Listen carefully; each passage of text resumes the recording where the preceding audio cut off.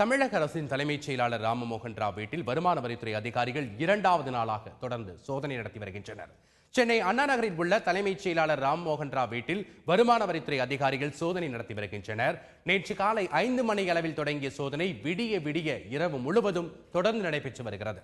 அதேபோன்று திருவான்மியூர் மற்றும் பெங்களூருவில் உள்ள ராம்மோகன் ராவ் மகன் விவேக் வீடுகள் மற்றும் ஆந்திர மாநிலம் சித்தூரில் உள்ள ராம்மோகன் ராவின் உறவினர் வீடு உள்ளிட்ட 13 இடங்களில் வருமான வரித்துறையினர் சோதனை நடைபெற்றது.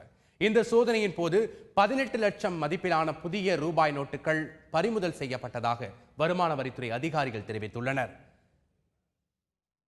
பிற்பகல் 2:30 மணி அளவில் தலைமைச் செயலகத்திற்கு சென்ற வருமான வரித்துறை அதிகாரிகள் அங்குள்ள தலைமைச் செயலாளர் ராமமோகன் ராவ் அறையிலும் அதிரடியாக சோதனை நடத்தினர்.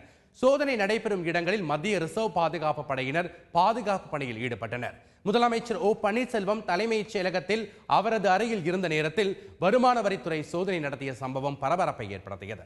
தலைமைச் செயலகத்தில் உள்ள ராமமோகன் ராவ் அறையில் இருந்து 25 முக்கிய ஆவணங்கள் சிக்கியதாகவும் அதன் அடிப்படையில் கடந்த 6 மாதத்தில் அவசரமாக முக்கிய கோப்புகளில் கையெழுத்து பெறப்பட்டதாக தகவல்கள் தெரிவிக்கின்றன. 5 மணி நேரத்திற்கு மேலாக நடந்த சோதனையில் ராமமோகன் ராவின் கணினி, இமெயில் தகவல்கள் மற்றும் அவரது அறையிலிருந்து கோப்புகள் ஆராயப்பட்டன. ராமமோகன் ராவின் நேர்முக உதவியாளர்கள் சேகர், குமார் ஆகியோரை விசாரணைக்காக வருமான வரித்துறை அதிகாரிகள் அழைத்துச் சென்றுள்ளனர்.